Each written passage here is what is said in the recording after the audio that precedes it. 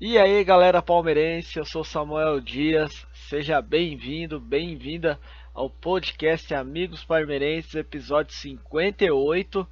E o tema desse podcast 58 é o Brasileirão aí que começou nesse final de semana, dia 8, dia 9, Brasileirão da Série A, onde eu irei dar meus pitacos a respeito de como que vai ficar a tabela aí, né, a previsão de término desse campeonato aí, mediante essa crise sanitária em fevereiro do ano que vem, fevereiro de 2021, né? Essa que é a data prevista, contudo nós não sabemos, né, se realmente será essa a data definitiva, mas como o campeonato voltou, como o campeonato aí começou, a gente vai dar os pitacos aqui. No caso, eu vou dar os meus pitacos a respeito desse campeonato, quem eu acredito que vai cair ou brigar para cair, quem com aquele jeito que vai brigar por uma Libertadores aí, por um campeonato, por um título, né? Eu vou dar meus pitacos a respeito disso.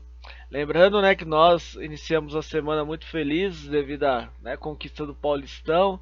Então, para deixar registrado aí no podcast, né, essa conquista incrível do Palmeiras foi com muito suor, foi com emoção até o final, mas conseguimos conquistar esse título contra o maior rival. Bom, o Campeonato Brasileiro iniciou, né, como eu disse, nesse final de semana, dia 8, dia 9 de agosto. Estou gravando esse podcast no dia 11, então o Palmeiras nem estreou ainda no Campeonato Brasileiro, né? O Palmeiras estreia no Campeonato Brasileiro, que vai ser a segunda rodada agora, quarta-feira, dia 12 do 8, pega o Fluminense lá no Maracanã às 21h30. Mas é por isso que vou fazer esse podcast, né, para comentar antes mesmo do Palmeiras estrear, né, para não ter nenhum, digamos, nenhum já resultado aí que possa comprometer o meu comentário, né? Vai que o Palmeiras aí enfia uma goleada do Fluminense também, eu me empolgo demais junto com o título do final de semana. Então, melhor não ter esse tipo de interferência. Mas vamos começar pela parte de baixo da tabela, né? Pela parte de baixo da tabela, eu acredito que vai ser uma briga muito mais intensa ali, com alguns clubes que eu considero até com, assim, são times até considerados grandes. Por exemplo, eu acredito que o Vasco novamente vai fazer uma temporada muito difícil. Eu não acredito que o Vasco possa, por exemplo, atingir uma Libertadores da América. Eu acredito que realmente vai brigar a parte de baixo da tabela. Assim como eu acredito que dessa vez o Fortaleza também vai ser um time que vai brigar pela parte de baixo da tabela. O Atlético Goianiense é um time que, se fosse para cravar como um dos rebaixados, o Atlético Goianiense é um desses times. O Goiás também vai ter muita dificuldade nesse campeonato brasileiro, principalmente nesse início. Eu não coloco em xeque, né, a questão do Goiás, que tem até o Rafael Moura no ataque, a questão técnica, mas o Atlético Goianiense e o Goiás, eles sofrem de um, de um viés assim que os outros clubes da Série A não estão sofrendo tanto, que é a volta, o retorno ao futebol, né? O Goiás e o Atlético Goianiense, se eu não estiver enganado, salvo engano, o Campeonato Goiano não voltou. Então eles não conseguiram disputar ainda uma partida oficial de fato, né? Então eles vão voltar direto no Campeonato Brasileiro, e vão pegar clubes aí já disputando o campeonato, igual o Palmeiras disputando o título, Corinthians, Flamengo, Fluminense. Então, equipes que já estavam disputando. O Bahia mesmo estava disputando, o Bahia e Ceará estavam disputando duas competições até então, né? Então são equipes que realmente esses pontos no início do campeonato, nessas 10 primeiras rodadas, podem contar muito. Teve muito clube que acaba se salvando justamente por fazer uma boa pontuação nesse início de rodada, sendo que os clubes lá que estão disputando Copa do Brasil, Libertadores, às vezes acabam levando um time misto, que era o caso do Grêmio, por exemplo, que costumava levar um time misto, um time modificado para as primeiras rodadas do Brasileirão, em virtude dessas competições de mata-mata. Acontece que não vai ter isso agora no Campeonato Brasileiro, então não vai ter isso e vai ter o retorno. Então, para mim, eu acredito, voltando, Atlético Goianiense, infelizmente, né, com todo o respeito à torcida, eu cravo aí que praticamente vai cair. E o Goiás vai ter muita dificuldade. vai ter muita dificuldade mesmo. Agora, Vasco, Fortaleza são outros sérios candidatos, na minha opinião, que também vão sofrer nesse campeonato aí, vão brigar pela parte de baixo da tabela. Outro time que até então eu tava vendo, né? Eu assisti alguns 3 jogos e eu fiquei um pouco assim decepcionado com o rendimento, foi o Botafogo, né? O Botafogo ele contratou o Honda, contratou o Calu, né? Recentemente, e até o Vitor Luiz, lateral esquerdo que era do Palmeiras, foi para o Botafogo também. Acontece que eu, dentro de campo mesmo eu não senti um time muito eficiente. De fato, eu realmente não senti uma equipe que passasse confiança para o seu torcedor. Então, por mais que tenha essas contratações, vai brigar para não cair? Eu acredito que não. Mas é uma equipe que, se fosse para eu cravar assim que é uma equipe que vai ficar aí na Libertadores, Copa do Brasil, eu acredito que também Copa do Brasil não, Libertadores, eu acredito que não, brigar por título. Então o Botafogo é um clube que eu acho que vai brigar pela parte de baixo da tabela também, se não conseguir realmente mostrar um melhor futebol do que eu vi até então, porque o Botafogo realmente me decepcionou a respeito do que mostrou nessas partidas no retorno. Então, para a briga de para não cair, eu acredito que são essas equipes aí: Atlético Goianiense, Goiás, Fortaleza, é, o, o Botafogo, o Vasco. Eu acredito que são essas equipes que vão acabar brigando pela parte de baixo da tabela. Acabo não excluindo também, por exemplo, o Ceará, mas pelo que eu acompanhei do Ceará nos jogos aí, que de retorno, o Ceará jogou super bem. Então eu acredito que o Ceará pelo menos vai somar uma pontuação suficiente para não correr muitos sustos no final. Mas é uma equipe também que sempre está aí brigando, às vezes, pela zona de rebaixamento. O ano passado mesmo foi isso, né? Foi um campeonato muito fraco do Ceará no segundo turno. Mas, é, pelo que eles fizeram no retorno do futebol, principalmente a final contra o time do Bahia, que eu assisti os 2 jogos, eu vi um Ceará muito, mas muito forte mesmo. Um Ceará bastante concentrado. Um atacante lá, que eu esqueci o nome, o centroavante, tá numa, tá numa boa fase, tá numa boa fase mesmo. Então eu acredito que o Ceará não vai correr tantos riscos assim, mas é uma equipe que também tem que ficar prestando atenção, né? Com relação ali para a briga da Libertadores, o, eu acredito que os clubes paulistas como um todo, seja Corinthians, Santos, São Paulo e o próprio Palmeiras, são clubes realmente muito fortes para brigar por uma Libertadores, principalmente agora, né, nesse que praticamente aí 6, 7 clubes, né, podem garantir uma vaga, né, se tiver campeão.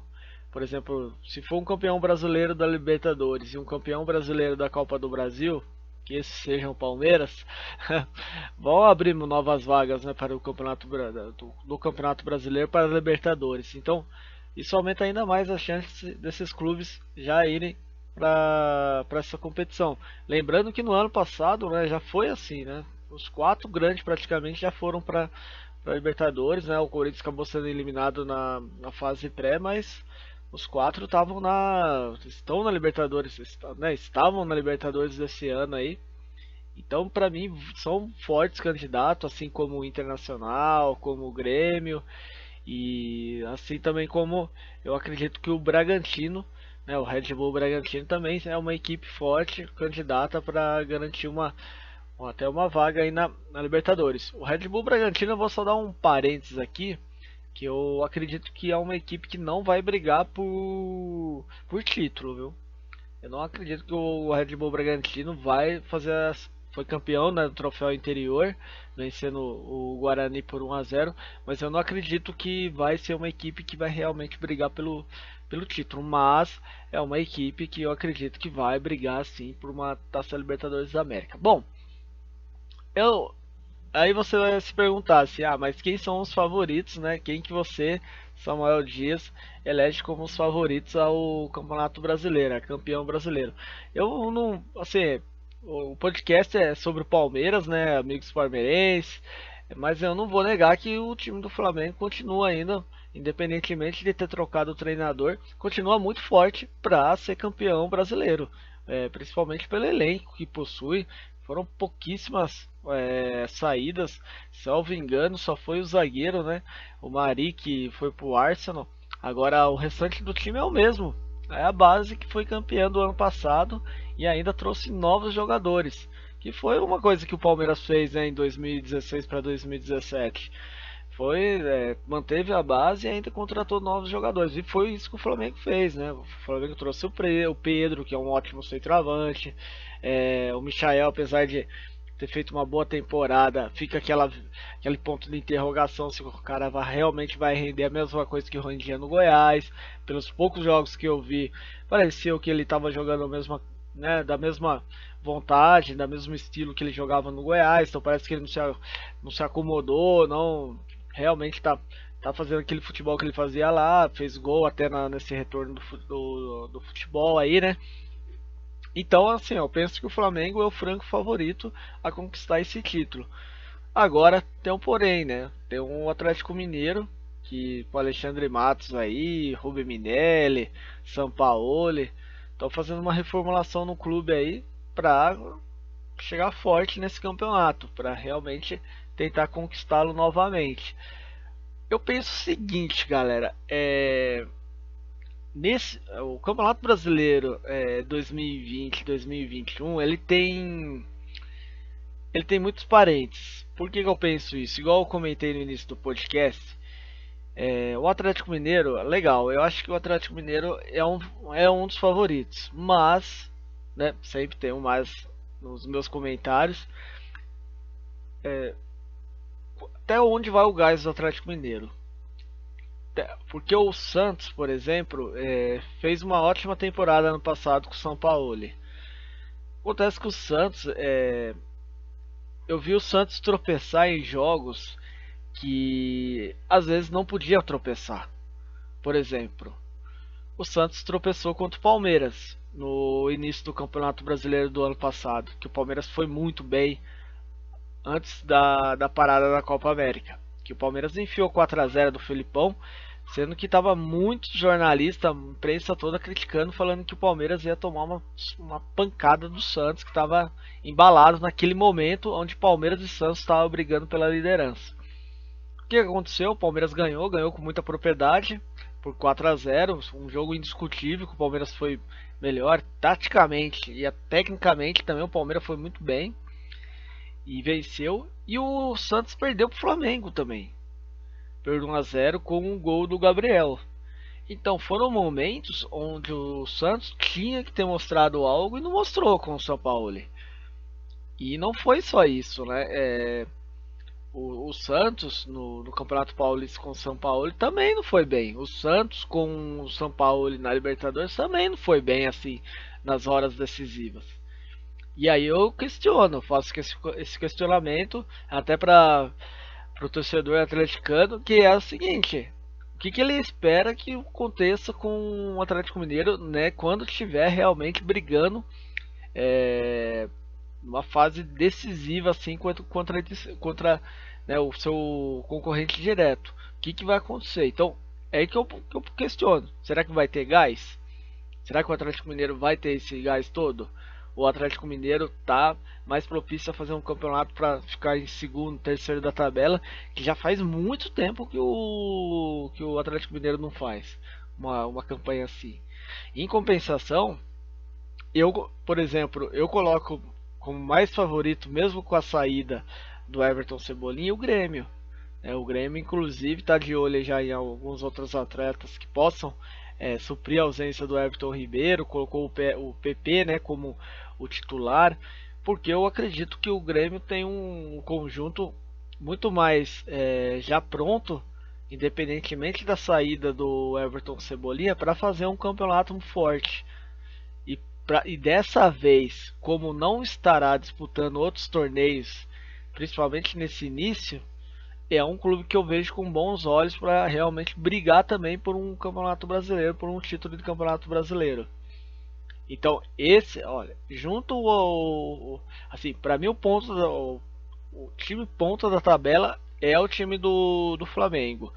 E aí vem, para mim, na sequência, Grêmio, Atlético Mineiro, Internacional, que além de ter mantido a base, tem um treinador que eu assisti algumas partidas, eu achei bem interessante, as partidas do Internacional, mantém aquela forma aguerrida, aqueles costumeira do Inter, mas com uma boa técnica ali no meio de campo. E tem uma dupla de zaga muito boa, né? O Vitor Cuesta joga muito bem. Então, tem o Internacional e aí eu coloco o Palmeiras. Ah, mas puxa vida, né? Você não confia no Palmeiras, etc. Eu acho que é o seguinte, eu acho que o Palmeiras, ele em 2020, ele já conquistou o torneio, né? O torneio ali amistoso que é Florida Cup. E ele já conquistou, já foi algo espetacular ter conquistado o Campeonato Paulista. Eu, pra ser sincero, às vezes eu fico até me questionando, falando assim, caraca, será que a gente foi campeão mesmo? Porque foi um campeonato que o Palmeiras, é um projeto do Palmeiras também ter conquistado esse título e não estava conquistando desde dessa parceria com a Crefisa, etc. Faz muito tempo. E fazia muito tempo também que o Palmeiras não se dedicava para ganhar esse Campeonato Paulista. Então eu fico até assim questionando, falando assim, caramba, às vezes parece até um sonho o Palmeiras ter ganhado o Campeonato Paulista, porque é um campeonato que o Palmeiras não dava tanta bola assim, foi passando os anos, foi passando e parece que foi dobrando o peso. A cada ano que passava dobrava o peso, aí teve aquela final contra o Santos que nós perdemos nos pênaltis, foi dramático, e aí depois a gente perde pro Corinthians também de maneira dramática, e, e agora ganha de forma espetacular, de forma muito emocionante, e aí fica aquela dúvida, né, tipo, será que o Palmeiras conquistou esses campeonatos, né, esse campeonato paulista, foi na base da superação, da vontade, pelo querer, e aí num campeonato de ponto corrido, será que o Palmeiras tem esse gás também? Será que o Palmeiras vai conseguir, por exemplo, somar pontos suficientes? Que eu acredito que, por exemplo, o Flamengo deva fazer uns 77, 80 pontos. Será que o Palmeiras consegue fazer isso? Eu duvido, falando de maneira crítica. Eu duvido que o Palmeiras consiga chegar nessa pontuação. Mas eu não duvido que o Palmeiras possa até não ser campeão, entendeu? Porque o campeonato, ele, igual eu comentei, ele tem várias vezes nesse episódio, tem vários parênteses. Tem vários parênteses. Se, por exemplo, o Palmeiras acabar avançando e avançando os mata-matas da Libertadores, eu tenho total consciência que o Palmeiras vai acabar se abdicando do Brasileirão. Se o Palmeiras, por exemplo, chegar lá em outubro e o Palmeiras estiver numa semifinal de Libertadores, eu acho muito, mas muito difícil mesmo que o Palmeiras vá ficar levando o time titular para o Campeonato Brasileiro. E ali o Palmeiras acaba perdendo ponto até para clubes que eu considero assim de meio de tabela. Então ali eu acho que vai ser algo bastante interessante de ver nos times. Se o Palmeiras, por exemplo, chegar está também numa semifinal de Copa do Brasil. Imagine só se o Palmeiras está no meio da tabela do Brasileirão e nas semifinais do campeonato da Copa do Brasil e da Taça Libertadores da América. Eu não acredito que o Palmeiras vai levar o mesmo time para as três competições, sendo que elas vão estar acontecendo em um intervalo de 48 a 66 horas. É muito difícil. Então é ali que eu coloco a questão mais do que vai acontecer. Então, dar algum tipo de pitaco com relação a isso é muito difícil. Mas eu estou fazendo aqui um prognóstico baseado na minha confiança que o Palmeiras, em uma dessas três competições, o Palmeiras vai chegar. Em uma dessas três competições vai chegar para brigar por título. Eu acredito que o mais difícil dessas três competições é óbvio que a Libertadores é um torneio que a gente não ganha há muito tempo, mas em compensação a Libertadores é um torneio que o Lucha quer ganhar, o Palmeiras quer ganhar, os jogadores que estão lá estão louquinhos para ganhar. Eu acredito assim que se for para o time ficar no meio da tabela, mas eles ir com força, coragem, tudo para Libertadores, eles vão. Mesmo arriscando todas as fichas na Liberta, obviamente, para não correr risco de rebaixamento, pelo amor, né?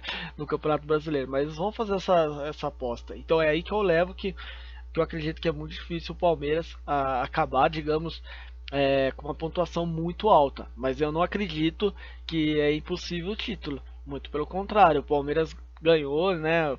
É um dos times que nos últimos anos aí vem sempre fazendo boas competições, bons brasileiros, e eu acredito que vai fazer novamente.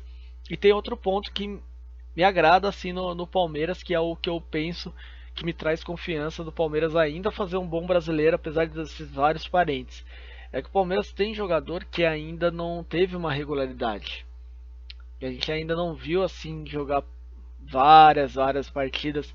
É, e, por exemplo, o Rony. O Rony é um jogador que é um atleta que foi muito bem no Atlético Paranaense e já mostrou que está algumas partidas bem no Palmeiras, mas ele não se encaixou ainda do jeito que ele gosta de jogar.